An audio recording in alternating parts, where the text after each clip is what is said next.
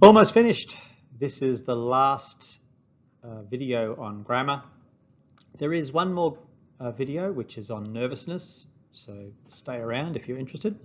But the last thing that LANTITE seems to be focusing on is verb tenses. There's 12 verb tenses and there's quite a lot to it, but they seem to focus on the perfect tenses. Again, this is a problem for your students, and that's why they're looking at it. So the perfect tenses are like I have visited, or I had visited, or I will have visited. These, the use of have plus, it's called the past participle, have a meaning usually that something has happened before that time. So I had visited is happened before the past. Let's have a look at some uses, and I hope you appreciate second last. So I had finished high school before I started my degree. This is past perfect because it happened before a past event or time. In this case, it's an event. So I started my degree in the past, and before that I had finished before I started, and then we go on to the present. For present, so comparing to the present, I have finished my first year of my degree. So this means before the present, it's already done. There's more uses to the the simple perfect tenses, but these are the main ones that LANTITE seems to focus on. We can do the same for the future. In this case, by this time next year, that's a future time, right? And we're saying that I'll pass this before this time next year. So we have past perfect, and you can see that changes the have. So had finished, past perfect, have finished, have is present, and will have finished, will have is future. So the only trick here is that especially present perfect is one of the few grammar differences between American English and British English. And in Australia, we are using the British English in this instance. So in American English, you could use simple past for this.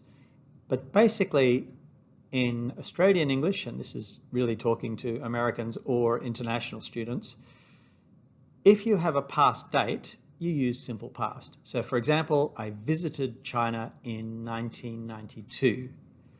But if you don't have the date, we use present perfect. I have visited China.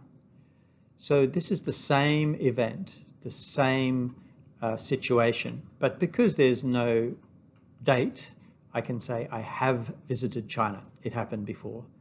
If I have a date, I visited China in 1992. It happened before, and I told you when it happened. Okay, let's have a look at some examples from the wonderful world of ASA. Question 16 from 2019. This one's a long one. And when you see these long sentences, you need to really chop them up. So which verb completes the sentence? So it's going to be verb tenses, and you see our choices. A is past simple past, B is present perfect, C is present perfect, D is future perfect. Let's have a look at our question. Let's read it. Since the report on our students' performance on the national test was published. Okay, so was published is a past action, but we're saying since it was published. So from then until now. Since you started watching means from the past until now, right? So since the report was published, the media's response, and then we've got brackets. Ignore the brackets. They're trying to confuse you. It's beautiful English in which simplistic assertions often take the place of considered interpretations. Oh, good, great. But really you want to look at the noun, the media's response, blah, blah, a focus of discussion. So the media's response became a focus of discussion. Well, we do have some kind of past events, but we're saying since that event. So we don't have a past date. The media's response has become a focus of discussion. Possible, right? It happened before now, after this event, of course. And the media's response have become. They've put that in there because some students stress about the brackets and they see interpretations have become, but the noun is the media's response. So the response has become. D is impossible because it's talking about the future. So our answer has to be B. Like we said, with these really long sentences, break them up. Try to chop them up into smaller parts. The comma will help you. The comma tells you, oh, this clause is talking about a time. And then you want to identify the noun and the verb then the verb comes more naturally from you. Don't get stressed about some of the words that are a little bit more difficult. They're not impossible, but the meaning of them can be a bit confusing, right? If that's the case, it's probably not important. Let's have a look at a second one, which is much shorter. Question 9 from 2023. So which verb? And we've got a whole lot of perfect tenses here. By the end of the term, that's our time. And by the end of the term is in the future. And we're going to say that something's happened before that. By the end of the term, if I don't get sick again, I have completed.